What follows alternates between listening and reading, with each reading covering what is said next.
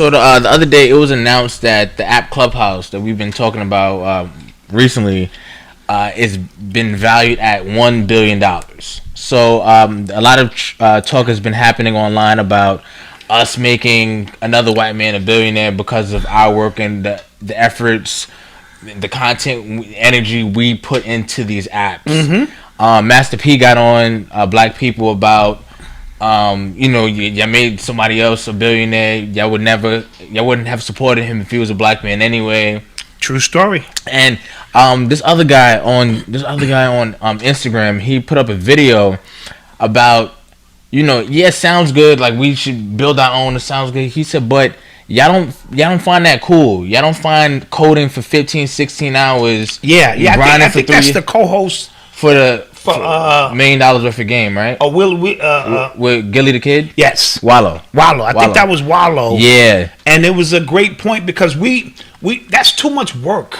That's too much attention to detail. We have put ourselves in a position where we want the shortcut. So rapping is the shortcut. Mm-hmm. You don't have to go to school for it. You don't have to really harness your skills the way you used to. Mm-hmm. You don't have to try to create your image and style the way you used to. Right. You could just start rapping. Right. You don't even have to know how to read.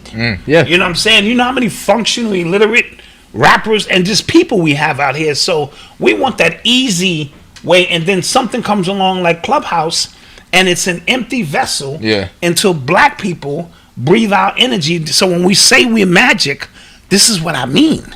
You know what I'm saying? All they got to do is put it in front of us and say, if Black people take to it, and then what they do is they pay a few influencers to kind of get the ball rolling. It's monkey see, monkey do. And then we breathe our energy into it, and next thing you know, in a short period of time, it goes from being worth $90 million to $1 billion. So what about this notion that we wouldn't have supported him if he was Black?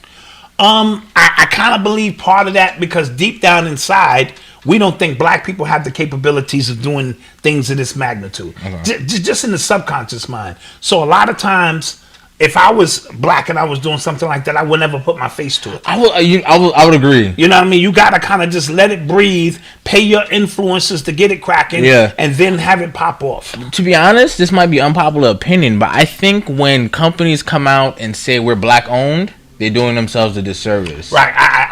I know what their intention is. I know what they want to do, but it as a community, like you said, as a community, we look at that and go, Right. How safe is it? We start questioning the technological input and output and all of that. And that's deep in the subconscious mind where, like you said, we Black owned, and you poking your chest out because you're proud. Right. You're a Black owned business, but then that narrows down the people who are really going to rock with you. Right. And when you're doing business, that money green. Right. So when you create a product, you don't care who, even though your intention may be to make sure that you provide something for your community that's needed. But you know how many soul food places we have in white people around the corner wanting to indulge in the culture. They never turn them away. You know what I'm saying? So even though we know who the soul food is for.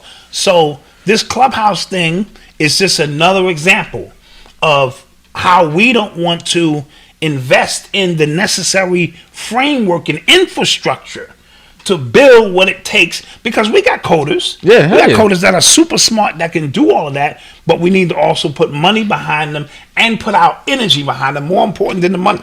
Okay, Because we didn't put no money in the Clubhouse. We put our energy behind it. And then a couple of staged arguments and a couple of real arguments and people yakety, and we talking, and attention is the new form of currency. Now it's worth something. Because it's crazy, even it being valued at $1 billion, that's so imaginary. It's just it's just a number. It's just out there, some kind of quantum number that they associate with the energy that we put into it. In 2 or 3 years, it'll be worth $10 billion because we're gonna continue to use it and find reasons to make other people rich. It is time now. And I think you all can agree, it is time now that we start coding. It's time now that we start manifesting things in the next paradigm, because the next paradigm is all coding. This shit is all digital, all coding, all AI, and you can embrace it, or you can say I ain't with it, and as a result of that, you can get faded into the wind. And I think it's time to start letting the work speak for itself. Yes.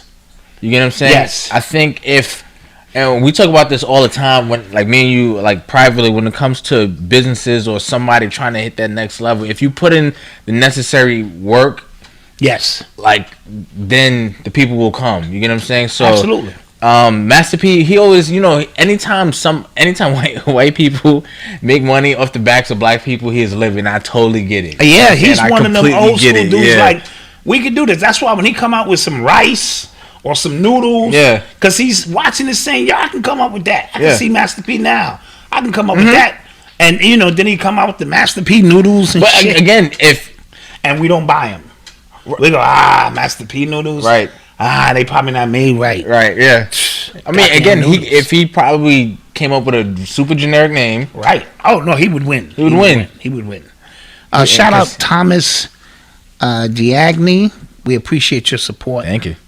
Yeah, we definitely appreciate the support. So that's where we are. And until and I don't want to give the wrong message. We're not saying we shouldn't support black. Of course we should support black, but we got to start playing chess a little bit more instead of checkers. Yeah. You know what I mean? So it's one thing during this whole Black Lives Matter movement, it made sense to say I'm black owned. Yeah. And because people Telfair, like they had a huge year last year. Who? Telfair, the luxury bag company. Okay. And people, they were trying to support like black luxury, and then they went crazy last year. Yes. So there are windows of opportunity where you can take full advantage of that. But in the grand scheme of things, especially if you're getting into a field dominated by Asians and nerdy Indians and nerdy white boys.